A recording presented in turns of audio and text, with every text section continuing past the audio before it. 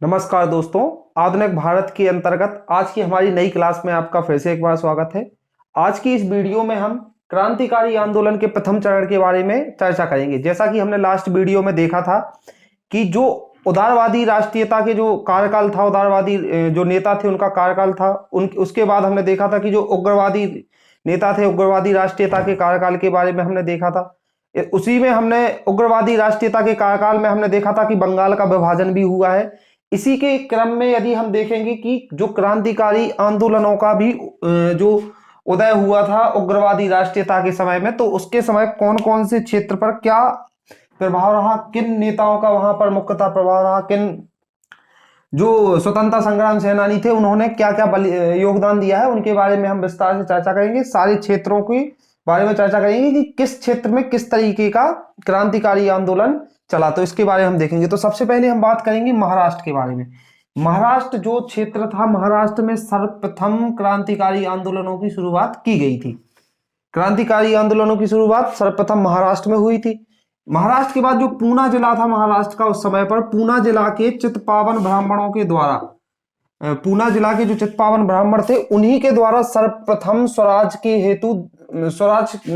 हेतु देश प्रेम की भावना का विकास किया गया था।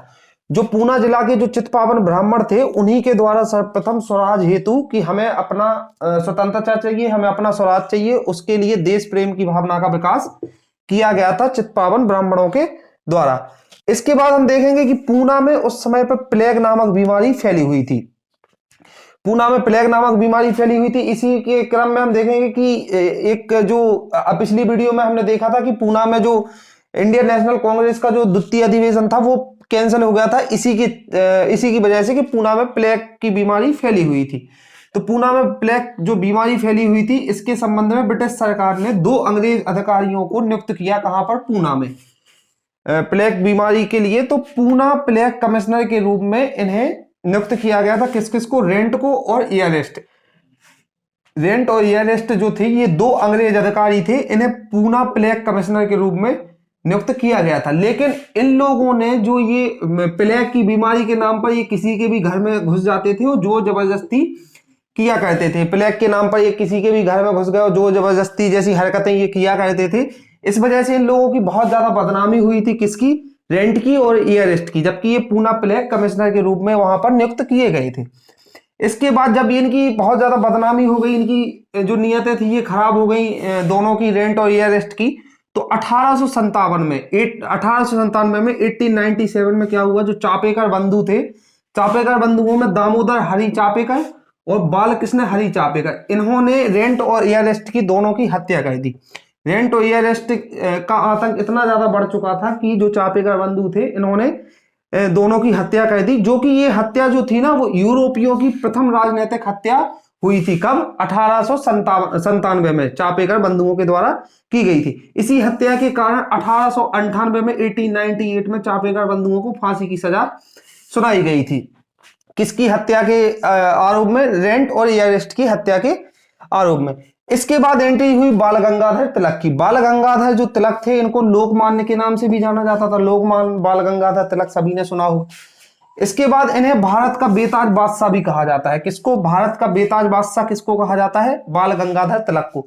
ये क्वेश्चन एमपीपीएससी में पूछा गया है कि भारत का बेताज बादशाह के नाम से किसे संबोधित किया जाता है, तो वो बाल गंगाधर तिलक को भारत के बेताज बादशाह के नाम से संबोधित किया जाता है। इन्होंने कुछ महत्वपूर्ण कार्य किए। इन्होंने 1893 में 1893 में गणेश उत्सव की शुरुआत की।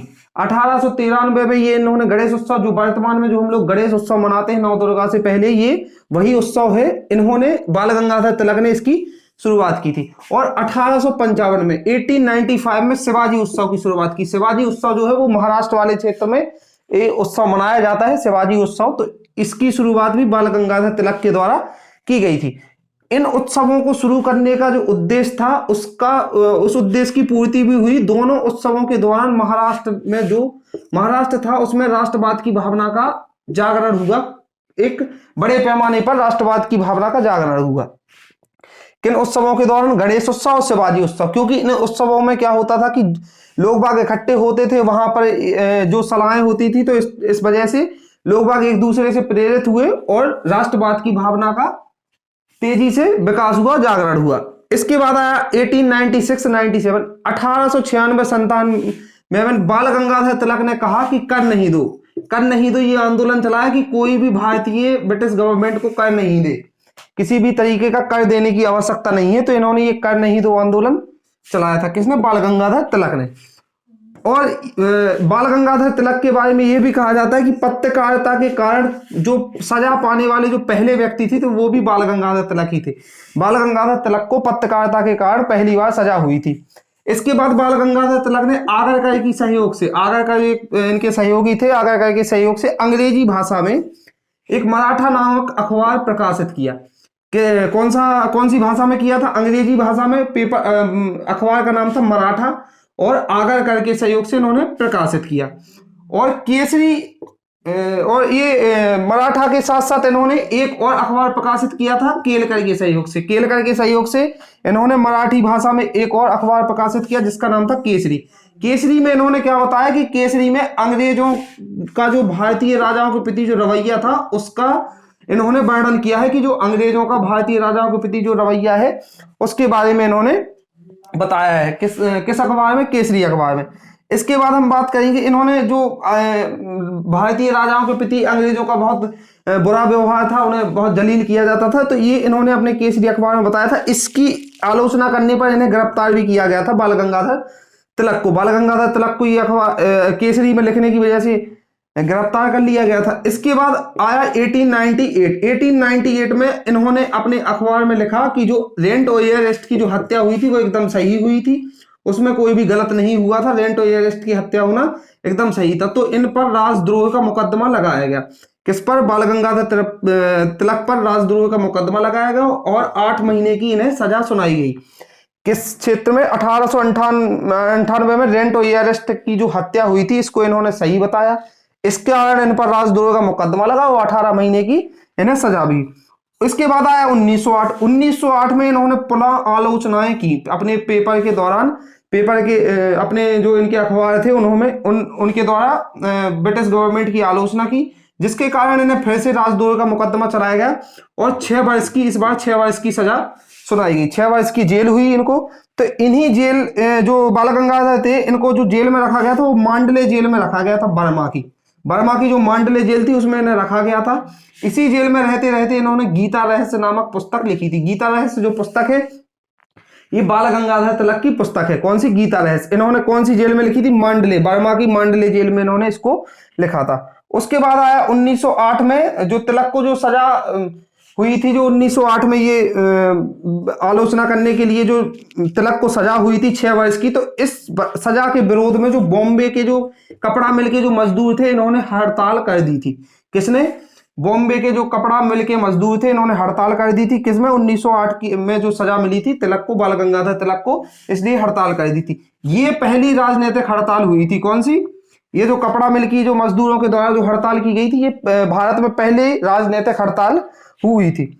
इसके बाद लंदन टाइम्स के जो रिपोर्टर थे और इंडिया अननेस्ट के जो लेखक थे, ये लंदन टाइम्स और इंडिया अननेस्ट के जो लेखक थे वैलेंटाइन सिरोल ने कहा कि जो भारत में जो अशांति जन्म ले रही है, भारतीय जो अशांति है उसके जन्मदाता बाल गंगाधर तिलक है। इन्होंने ये कहा कि भारतीय अशांति के जन्मदाता बाल गंगाधर तिलक है। तो ये इनका जो बयान था ये आप याद रखें कि भारतीय अशांति के जन्मदाता बाल गंगाधर तिलक है। किसका बयान था? तो ये लंदन टाइम्स रिपोर्टर और इंडिया अननेस्ट के लेखक वैलेंटाइन सिरोल का ये बयान था कि जो भारत में जो अशांति व्याप्त है उसके जन्मदाता जो है वो बाल गंगाधर तिलक है।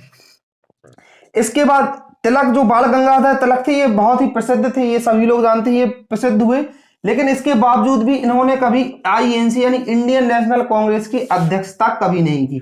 यानी ये इकलौते ऐसे प्रसिद्ध नेता थे जिन्होंने इंडियन नेशनल कांग्रेस की कभी भी अध्यक्षता नहीं की। तो इस तरीके से हमने जो महाराष्ट्र में जो क्रांतिकारी आंदोलनों का जो विकास हुआ उसके बारे में हमने चर्चा की है। इसके बाद हम और जो क्षेत्र हैं उनमें जो क्रांतिकारी भावना का विकास हुआ उनके बारे में भी हम चर्चा करेंगे। अगली जो हमारी वीडियो होगी उसमें हम मित्त मेला, अवनव भारत और जो कुछ कांड हुए थे जैसे चेम्सफोर्ड, नासिक हत्याकांड, नासिक षड्यंत्र जो हुआ था उसके बारे में हम अगली वीडियो में चर्चा करेंगे। तो मिलेंगे अगली वीडियो में। जब तक के लिए थैंक यू सो मच।